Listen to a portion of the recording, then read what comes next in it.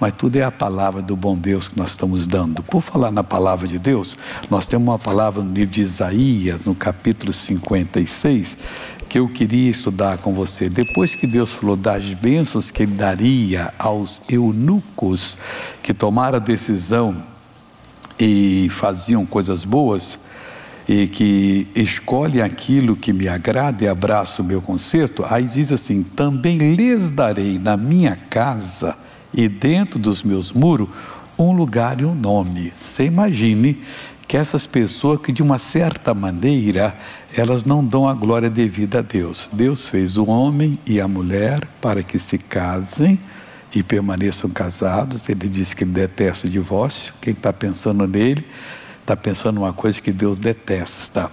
E Deus diz que não é só para o prazer o casamento, não, também, mas o casamento é para a produção de filhos. Os filhos são a herança do Senhor. Agora, os eunucos ou foram feitos eunucos, ou nasceram com algum problema, ou então, por acidente, se tornaram ou foram feitos pelos homens, né? Por conta própria, pelos homens. Mas esses que guardam a palavra de Deus, eles teriam na casa do Senhor e dentro dos muros um lugar e um nome. Quer dizer, não é que Deus tem uma casa física e tenha muros físicos, mas significa o local onde Ele está presente, toma as decisões, e os muros são as proteções que sempre tem para quem está com Ele. Muro de fogo, né? Que Ele é o próprio Deus, e esses cidadãos teriam então essa bênção, estariam ali. Se eles estariam, quanto mais aqueles que se convertem, que recebem a Jesus como Salvador, que entregam suas vidas a eles e que primam em continuar servindo ao Senhor, resistindo a todo tipo de tentação. Será grande também o que Deus vai fazer. Eles teriam um lugar, daria na minha casa, dentro dos meus muros, um lugar e um nome, melhor do que o de filhos e filhas. Um nome eterno darei a cada um deles, que nunca se apagará. Então nós somos esse povo de Deus, que nós temos esse nome de Filho de Deus que nunca há de apagar. E enquanto nós estivermos aqui no mundo, temos que perseverar, para não sair nem para a esquerda nem para a direita, porque o inimigo fará de tudo para nos tirar, para a gente perder essa grande bênção, que vai durar pelos séculos dos séculos, dos séculos, dos séculos, para sempre. Nós nunca vamos deixar de existir. Os que não aceitam Jesus continuam na rebeldia, vão existir também. Mas, do outro lado, no lago que arderá com fogo e enxofre. E nós não estaremos para sempre na presença do nosso Deus, para poder fazer a vontade dEle. E Ele sempre quer que nós sejamos bem-sucedidos, conforme hoje vamos ver no ensinamento que eu estou estudando com você, de versículos simples. Tem alguns versículos que as pessoas às vezes não conhecem, a respeito da autoridade que nós temos, porque Jesus disse que aquele que nele cresce faria as mesmas obras que ele fazia, e ainda faria obras maiores. Não tentaria fazer, ou talvez fizesse, não, faria. Então nós temos que crer de uma maneira mais positiva, mais firme, reivindicar diante de Deus, nos apresentar, pedir a Ele que, como bom jardineiro, corte aquelas coisas, aqueles galhos secos, aquelas coisas que não estão bem, para que nós possamos crescer com saúde, com santidade diante dEle, para a felicidade do próprio Deus, que Ele deseja nos fazer felizes e abençoados.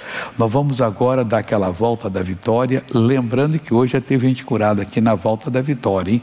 E você que está em casa, a mesma coisa, e se prepare, porque Deus quer resolver os seus problemas. Às vezes nós não entendemos isso. Vamos ficar de pé, vamos dar 6 voltas, mas a verdade é que Ele opera, e a verdade é que sempre Ele vai fazer a gente abençoado. Quando a gente abre o coração, faz o que Ele manda, meu irmão, não tem impedimento, não tem nada que nos segura de receber tudo que Deus tem para nós. Outras maiores do que essa fará, porque eu vou para o Pai. Quem falou isso foi nosso Senhor. Aí nós estamos vendo essa palavra, fará. Ele deu claro. Aquilo é uma identidade para o cristão, né? Como é que você prova que você é de Cristo? Pelo que a resposta que Ele dá às minhas orações. Eu prego, oro e depois Deus então faz com que os sinais aconteçam, com que as pessoas recebam bênção. No capítulo 15, Jesus começa falando que ele é a videira verdadeira. Já vimos vários versículos aqui, e o pai dele é o lavrador. Então ele fala o seguinte: toda vara em mim que não dá fruto, atira, e limpa toda aquela que dá fruto, para que dê mais fruto. Presta atenção, nós temos que produzir fruto, pessoal. Nós não podemos ser cristãos que só ficam ouvindo, não. Ouve, ouve, ouve e não põe em ação aquilo que Deus está ensinando. Se Deus está lhe dando o desejo de interceder por alguém, interceda. Se Deus coloca alguém no seu caminho, até com palavras trocadas e tudo, e você vê que ali tem uma opressão maligna, você vai e planta semente no coração daquela pessoa. E isso é muito bonito. Tinha um homem que era nosso alfaiate aqui há algum tempo, e esse homem um dia, eu tenho um toque de Jesus: espera aí, pastor, eu sou seu alfaiate, por favor, fica do lado de lá, que eu não quero saber disso não. Aí eu comecei a interceder por ele, né? Aí antes dele morrer, ele disse: você sabe que eu estou gostando do seu programa, só fala tanta coisa boa. Olha, está mudando a minha vida, que bonito. Depois ele foi embora. Tomara que ele tenha tomado a decisão antes. Porque você tem que, não deu certo, você então interceda: Deus, tem misericórdia desse homem, desse jeito ele não vai para a eternidade com Jesus, vai se perder. Trabalhou bem, gastou o suor dele, a sabedoria dele, ganhou para fazer, mas trabalhou bem. E mesmo que trabalhasse mal, é uma vida que não pode se perder. Aí você intercede. E ele falou comigo, foi feliz: Deus tem me usado assim, bem humildezinho, para ele continuar assistindo, e aí Deus poder terminar a obra na vida dele. Então ele diz assim: toda vara em mim que não dá fruto, atira. Você quer ser tirado? Cortado? Quando a vara é cortada, ela é jogada fora, ela vai secar. A vara só fica com vida na videira, porque ela bebe da seiva da videira ali. Se não beber, vai ser cortada. E cortada ela vai secar. E Jesus disse que secada ela vai ser recolhida e jogada no fogo. Ele continua dizendo.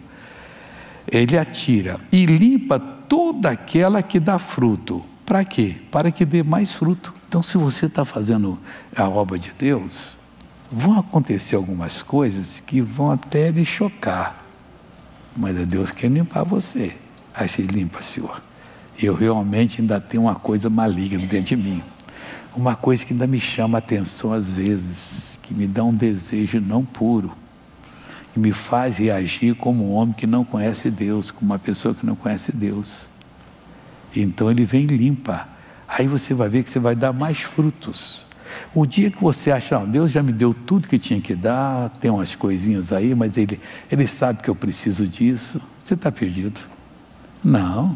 Sentiu de Deus que precisa pedir para Ele podar, Ele é o agricultor, vem lá, o jardineiro, sei lá, e vem lá e corta aquilo que não presta. Corta mesmo, Senhor. Examina o meu coração e vê se tem alguma coisa ruim. E tira, porque eu quero fazer a tua vontade. Aí no versículo 3, o Senhor Jesus fala algo bonito aqui para nós, que eu quero estudar com você. No 3, vós já estáis limpos pela palavra que vos tenho falado. Olha, não tem coisa melhor do que prestar atenção no que Deus fala ao seu coração, no entendimento que você tem daquilo que está escrito. Porque na hora que vê o entendimento, se você concordar com o que o Senhor Deus está permitindo você entender, naquela hora Ele vai e limpa você completamente. A palavra de Deus, ela tem um fogo muito grande, onde a Deus nós aprendemos aqui. Ela é um fogo que consome tudo que não presta, e ela é um martelo que esmiuça, que pulveriza toda a rocha. Não tem como. A palavra de Deus vem, e aquilo que está no seu coração como uma rocha. Missionário, eu quero me livrar, mas não tem jeito. É como se fosse uma rocha dentro de mim que não sai de jeito nenhum. Sai. A palavra vai batendo, você vai deixando, aquilo vai quebrando os pedacinhos, o fogo vai pulverizando, e em pouco tempo não tem mais nada. Você é uma nova pessoa pronta para subir com Jesus para passar toda a eternidade. O novo nascimento é necessário ocorrer na vida de todo mundo. Sem ele, ninguém entrará no reino de Deus. Não tem jeito. E com o novo nascimento, você recebe novas vestes espirituais. Você passa a ser uma pessoa candidatíssima para estar do lado do Senhor Jesus por toda a eternidade. Mas você tem que ser persistente. Por exemplo, em João capítulo 10, nós estamos aqui no 15, vamos voltar para o 10, que nós vimos aqui uma declaração de Jesus, dela eu quero passar para uma outra. Aqui diz o seguinte, Jesus falou assim, eu e o Pai somos um. Ele e o Pai não tinha diferença alguma. Jesus disse assim, se vós estiverdes em mim e as minhas palavras em vós, também seremos um com ele. Pedireis tudo o que quiserdes e vos será feito. Então nós temos que agora lutar por isso. Eu preciso ser um. Assim como ele e o Pai eram um, e ele ouvia o Pai falar, ele via o Pai fazer e fazia igualmente, se eu for um com ele, e diz a palavra de Deus, primeiro aos Coríntios, capítulo 6, 17. O 16 fala assim, fazendo uma comparação, que as pessoas que se metiam em prostituição. Ou não sabeis que o que se ajunta com a meretriz, faz-se um corpo com ela, um corpo só. Passa-se um com ela. Olha, meretriz aqui não quer dizer só aquela moça que está desencaminhada, não. É a doutrina errada. Se você pega a doutrina não bíblica, espiritualmente você está com a meretriz, fazendo um corpo só, participando de tudo. E isso é muito grave. Porque a meretriz aqui significa a doutrina demoníaca, duas doutrinas no universo. A de Deus, que vem pela palavra dele, a demoníaca. Então, se você está com a demoníaca, você fez um corpo só com ela. No 17 fala assim, mas o que se ajunta com o Senhor é o mesmo Espírito, indivisível. Ô irmão, coisa bonita. Eu me ajuntei com o Senhor, eu me tornei um só Espírito com Ele. E agora o que eu tenho que fazer? Eu tenho que perseverar. Ele e o Pai eram um. E nós somos o quê? O demônio às vezes sabe mais do que nós. Deixa eu agora falar para você uma coisa. Isso está no livro de... Deixa eu ver onde que está aqui. Atos dos Apóstolos. Atos é depois de João. Capítulo 19, versículo 15. Aqui nós temos, começando no versículo 13, os filhos de um sumo sacerdote que andavam tentando imitar o apóstolo Paulo com propósitos espúrios, sujos.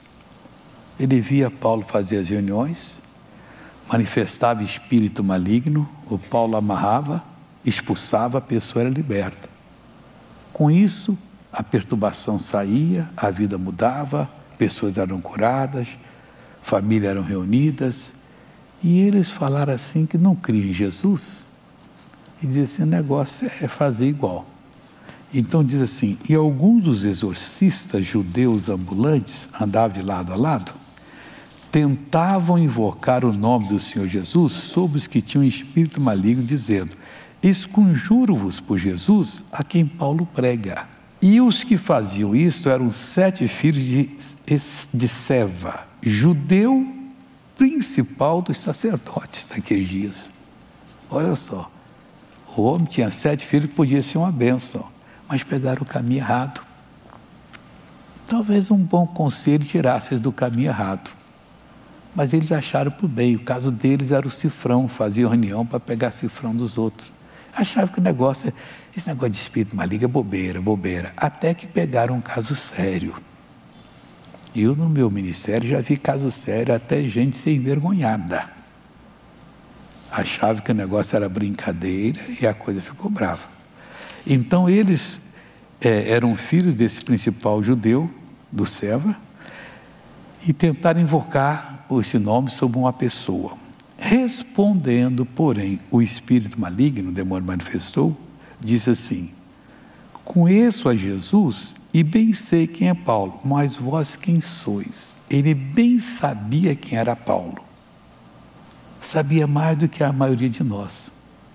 Mesmo a palavra dizendo que recebereis poder ao descer sobre vós o Espírito Santo e ser-me-eis testemunhas em Jerusalém, até os confins do mundo, a pessoa não acredita nisso, cristão. Conheço a Jesus e bem sei quem é Paulo. Sabia bem, porque Paulo era um apóstolo.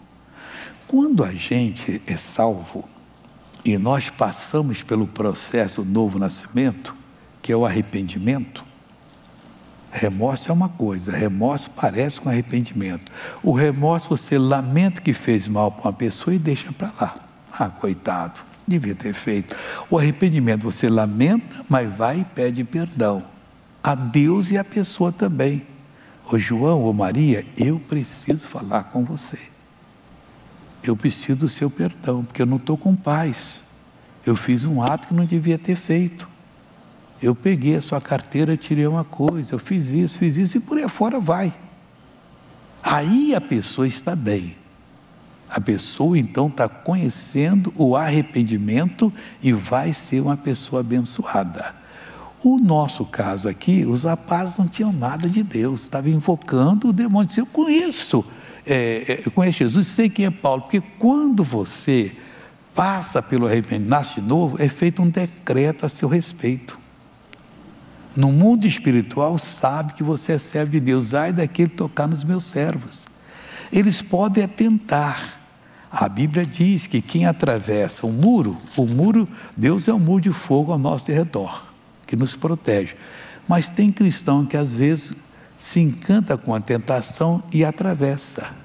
Aí diz que uma cobra vai mordê-lo, um demônio vai pegá-lo, e pega. Bem sei quem é Paulo, mas vós quem sois? Não tem decreto a respeito de vocês? E o que fez o demônio? E saltando neles, o homem que tinha um espírito maligno, assenhoreando-se de dois, pôde mais do que eles, de tal maneira que nus e feridos fugiu daquela casa. Todos 7 saíram no meio da rua, não tinha nem roupa mais. O bicho estava bravo mesmo.